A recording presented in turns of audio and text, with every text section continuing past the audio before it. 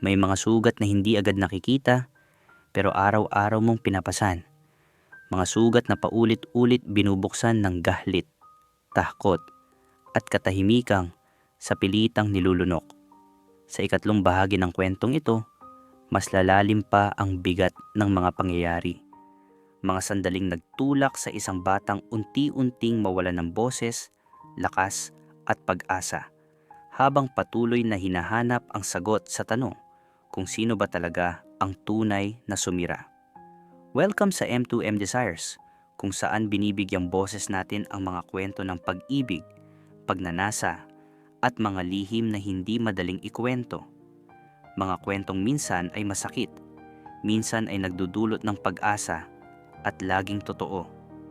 Kung bago ka pa lang sa channel na ito, huwag kalimutang mag-subscribe, i-like ang video, at i-share ito sa mga taong sa tingin mo ay kailangang makarinig ng ganitong klaseng kwento. Maaari ka ring mag-iwan ng komento. Ang iyong pakikinig ay malaking bagay. At isang espesyal na shout-out kay Akihiro Rivera mula sa Coronadal City, South Cotabato. Salamat sa patuloy na suporta at pakikinig sa M2M Desires. Simulan na natin ang kwento. Kuya Will, araw-araw ganito na lang ang ginagawa niya, paulit-ulit walang palya. Doon ako unti-unting nainis hanggang sa maramdaman ko na rin ang galit.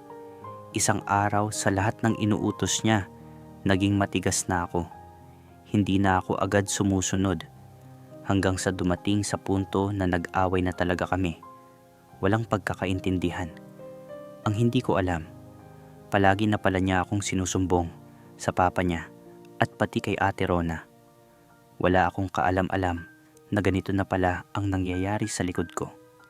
Kinabukasan, dumating si Ate Rona kasama ang jowa niya at may isa pa silang kasamang babae. Crush pala ni Lay. Ilang sandali lang, biglang nagsalita si Lay. Umiiyak at pasigaw akong tinuro. Wala ka nang sinusunod. Hayop ka. Ang tamad-tamad mo utusan. Humanda ka mamaya kay Ate Rona. Makalipas ang ilang oras, dumating na sila, Ate Rona. Napansin agad ni ate na umiiyak si Lay. Oh, bakit ka umiiyak? Tanong niya. May halong awa sa kapatid. Biglang nagsalita si Lay. Umiiyak pa rin. Paano ba yan? Si Arnel walang sinusunod sa mga utos ko. Tumingin siya sa akin ng masama. Yung tingin na parang gusto akong suntukin o patayin. Yumuko na lang ako at sa lupa ko itinuon ang tingin. Doon nagsalita si Ate Rona. Kunot noo, diretso ang tingin sa akin. Dapat Arnel, sumusunod ka sa mga inuutos sa'yo dito. Kasi dito ka kumakain. Ano? Gusto mo pa bang lamunin ka na lang dito? Natahimik ako, Kuya Will. Hindi ako nakapagsalita dahil inunahan ako ng takot at kaba. Baka hindi niya pakinggan ang sasabihin ko. Sa mga oras na yon, pinipigilan ko ang galit ko at pinili kong maging mahinahon. Ilang sandali pa, lumapit doon ang babaeng crush ni Lay. Biglang tumayo si Lay mula sa kinauupuan niya, lumapit sa akin. At isang malakas na suntok ang tumama sa pisngi ko. Ramdam ko ang bigat ng kamay niya, punong-puno ng galit. Habang tumatama ang kamao niya sa mukha ko, narinig ko siyang sumigaw, "Hayop ka, mamatay ka na, gago ka." Wala akong nagawa kundi manahimik, hindi na ako lumaban. Mas pinili ko na lang lumayo para wala ng gulo kahit masakit sa pisngi at higit sa lahat sa loob ko. Kuya Will, lumipas ang ilang araw matapos ang mga pangyayaring iyon. Pero imbes na humupa, lalo lang tumindi ang galit niya sa akin. Araw-araw galit siya kung mag-utos. Halos pasigaw, laging may kasamang inis. Minsan, hindi ko na rin napipigilan ang sarili ko at nasisigawan ko siya. Dahil sa galit na unti-unti na niyang itinanim sa puso ko. At kinagabihan, habang natutulog ako, ginawa na naman ng pinsan ko ang ginawa niya sa akin noon. Wala akong nagawa kundi pagbigyan siya.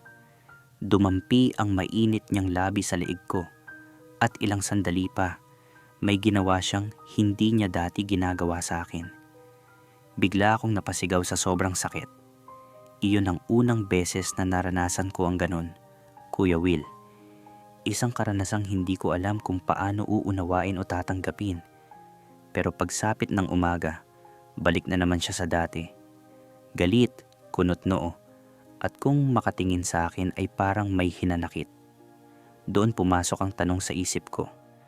Bakit tuwing gabi, may init at tila may paglalapit sa pagitan namin? Pero tuwing umaga, puro galit at hindi pagkakaunawaan. Ginagawa lang ba niya ito bilang libangan? Pampalipas oras lang ba ako para sa ikasasaya niya?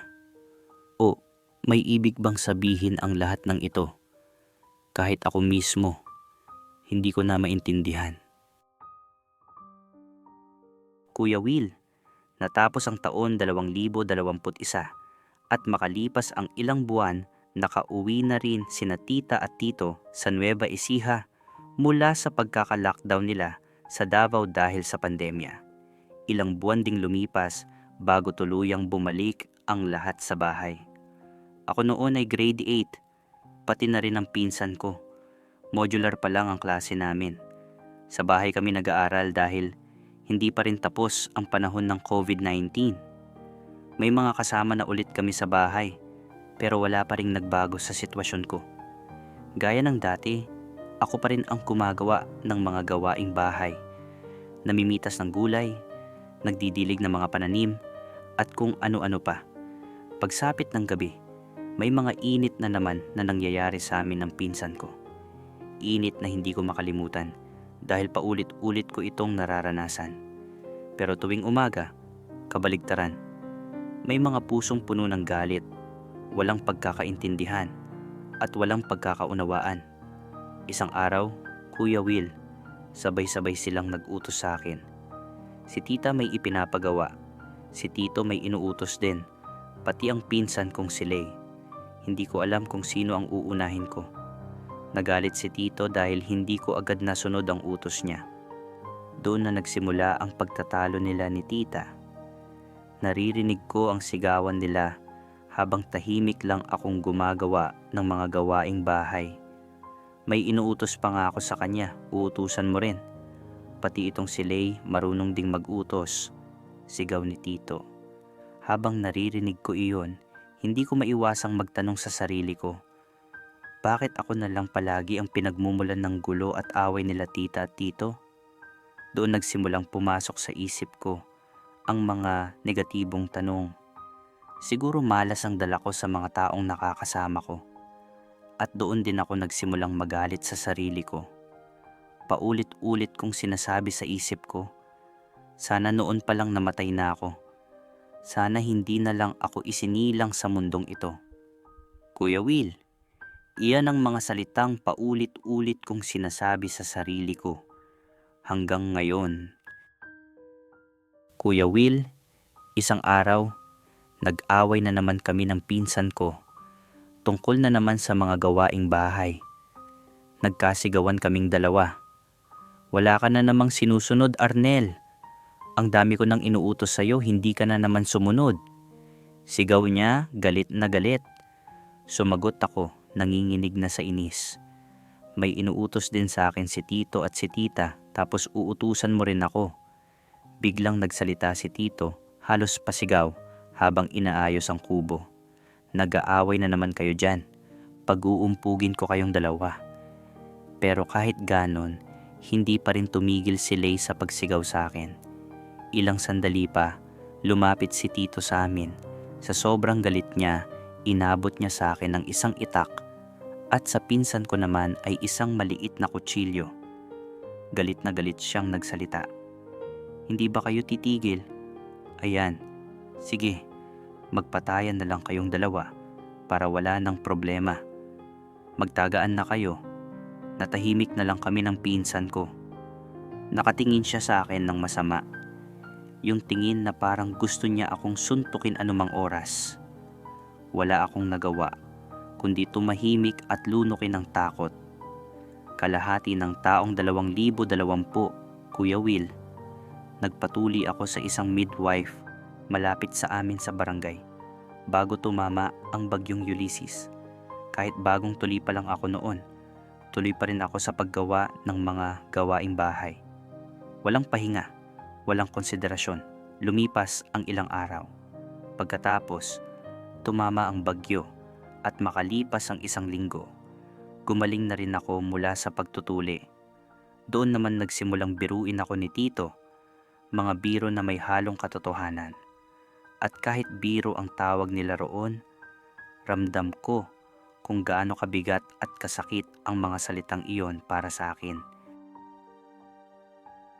Kuya Will, lumipas ang isang taon nang tumawag si nanay kay tita para magplano ng kasal ng ate ko, si Ate Rochelle, ang ikapito kong kapatid. Maaga siyang nag-asawa at huminto sa pag-aaral. Makalipas ang 4 na buwan, tumawag ulit si nanay. Nakaset na ang kasal ni ate, Abril 22, 2022. Nagsimula na kaming maghanda nila Tito, mga susuoting damit, mga dadalhing gamit. Palapit na ng palapit ang araw ng kasal ni ate, Abril 27, bandang tanghali, mag-aalas 2, bumiyahe na kami papuntang Aurora, sa Dilasag. Doon gaganapin ang kasal ni ate at doon din nakatira ang mapapangasawa niya. Ilang oras ang lumipas bago kami makarating sa Aurora. Dumaan muna kami sa Ampere, kung saan naroon ang bahay namin at kung saan din ako ipinanganak. Nang maramdaman kong medyo malapit na kami sa bahay, Kuya Will, biglang pumasok sa puso ko ang tuwa at saya. Sa wakas, makikita ko na ulit si nanay at tatay, pati na rin ang mga kapatid at pamangkin ko. Pero pagdating namin sa bahay, sinalubong ako ng isang balitang hindi ko inaasahan. Nakakulong si tatay dahil sa kasalanang hindi niya naman ginawa. Hindi ko rin nakita ang iba kong kapatid dahil nauna na pala silang pumunta sa Dilasag para tumulong sa paghahanda, lalo na sa pagkakatay ng baboy ng bayaw ko, ang napangasawa ni ate. Ang mga nadatnan ko lang sa bahay ay si nanay, ang bunso kong kapatid na babae, ang mga pamangkin ko, at ang hipag ko, ang asawa ng ika-4 kong kuya. Ilang sandali pa, nagpatuloy na ulit kami sa biyahe. Kasama na namin ang mga pamangkin, ang hipag ko, si nanay, at ang bunso kong kapatid. Habang nasa sasakyan kami, masaya ang kwentuhan. May halakhakan, may mga kwento. Kahit sa likod ng lahat ng iyon, dala-dala ko pa rin sa loob ang bigat ng mga balitang kakarinig ko lang. Kuya Will, habang nasa biyahe kami, may ilan sa amin na halos magsuka na dahil hindi pa sanay sa mahabang biyahe. Bandang 6:30 ng hapon nang makarating kami sa Dilasag. Pagbaba ko ng sasakyan, nadatnan ko si ate, nakaabang, may ngiti sa labi. "Kumusta ka na? Ang tagal mo nang hindi nakadalaw dito sabi niya. Gusto ko sanang magsalita noon, Kuya Will. Gusto kong ikwento lahat, ang mga naranasan ko, ang pang-aalila ng pinsan ko, ang mga sakit na pilit kong kinikimkim. Pero hindi ko nagawa. Inunahan ako ng takot. Kaya ang naisagot ko na lang, oo, medyo napapagod na nga. Sagot kong may halong lungkot. Habang naglalakad kami ni ate, nakita ko rin ang mga kapatid ko. Masayang nagiinuman, nagkakantahan, parang walang iniintinding problema. Biglang nagsalita ang ika-4 kong kuya, sabay tawa. Ang tangkad na ni Baklito Hindi ko maintindihan kung bakit ganon ang tawag nila sa akin. Siguro dahil mahinhin ako kumilos, malumanay magsalita, at hindi kasing tapang ng iba. Pinili ko na lang manahimik. Ilang sandali pa, habang papasok ako sa loob, may nagsalita mula sa gilid ng terasa. "Oh, ano pinsan? Kumusta?" Paglingon ko, si Kuya Leo pala. Ngumiti siya sa akin. At sa ngiting iyon, Kuya Will, biglang bumalik sa alaala ko ang mga nangyari sa amin noon. Mga alaala na pilit kong tinatago. Pero kahit ganon, ngumiti rin ako pabalik at sumagot. na parang walang anuman. Kahit sa loob ko ay muling may gumalaw na hindi ko kayang ipaliwanag. Okay lang naman po kuya. Kayo po. Tanong ko sa kanya, pilit na may ngiti. Okay lang din naman. Kumusta ang pag-aaral mo? Dagdag pa niya. Magalang akong sumagot. Okay lang po. Malapit na po akong mag-grade 9. Ngumiti siya at muling nagsalita. Ang tangkad mo na Parang kailan lang bata ka pa, maliit naglalaro pa sa kalsada. Ngumiti na lang ako sa kanya at nagpatuloy sa pagpasok sa loob ng bahay, bitbit ang mga bag na may damit. Sige po kuya, ipapasok ko lang po itong mga gamit, sabi ko. Tumango lang siya, may kasamang ngiti. Habang papunta ako sa loob, Kuya Will, naguguluhan ang isip ko. Iniisip ko kung ano ba talaga ang ibig sabihin ng mga ipinagawa niya noon sa akin. Gusto ko siyang tanungin, gusto kong malinawan, pero inunahan ako ng kaba, takot at hiya. Kinabukasan, kasal na ni ate. Ako ang isa sa mga abay, masaya siya. Kitang-kita sa mga mata niya ang saya dahil ikakasal na siya. Masaya rin naman ako para sa kanya pero may halong lungkot. Pagkatapos ng hapunan, umuwi rin agad kami pabalik ng Nueva Ecija. Matapos ang halos 5 oras na biyahe, nakarating kami sa bahay nila tito. Kinabukasan, balik na naman ako sa dati kong gawain, umaani ng gulay at nagdidilig ng mga pananim. May mga pag-aaway pa rin kami ng pinsan ko. At tuwing gabi, may mga init na halik at pagnanasa na muling nangyayari. Mga bagay na patuloy kong kinikimkim sa katahimikan. Lumipas ang mga araw mula Lunes hanggang Biyernes, puro trabaho at pagod. At pagsapit ng Sabado, Kuya Will, nagsisimba naman kami sa Seventh-day Adventist. Parang walang nangyari. Parang walang lihim na pasan ng dibdib ko.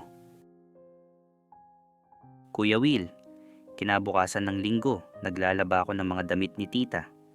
Pagsapit ng Lunes, sina tita at Lay naman ang nagtitinda sa palengke. Kami ni tito ang naiiwan sa bahay araw-araw. Tuwing gabi, nag-iinom siya mag-isa sa kusina at ako ang madalas niyang kausap. Minsan, binibiro ako ni tito, niyayakap at nilalambing. Pero Kuya Will, ang lambing na iyon, hindi ko maipaliwanag. Hindi siya tulad ng lambing ng isang ama o ng isang tiyuhin. Ewan ko kung bakit iba ang dating ng yakap niya sa akin. Iyon ang unang beses na nakaramdam ako ng isang mahigpit na yakap. Mas mahigpit pa kaysa sa yakap ni Kuya Ferdy noon. Wala namang halik o kung ano pa. Isang mahigpit at mainit na yakap lang. Pero kahit ganon, magulo ang naramdaman ko. Hindi ko maintindihan ang nararamdaman ko noong mga panahong iyon, Kuya Will. Bigla na lang akong napaiyak. Halo-halo ang laman ng dibdib ko. Lungkot, konting saya, at galit na matagal nang itinanim ng pinsan ko sa puso ko. Gusto kong magsalita, gusto kong magsumbong kay tito tungkol sa mga ginagawa ng pinsan ko sa akin.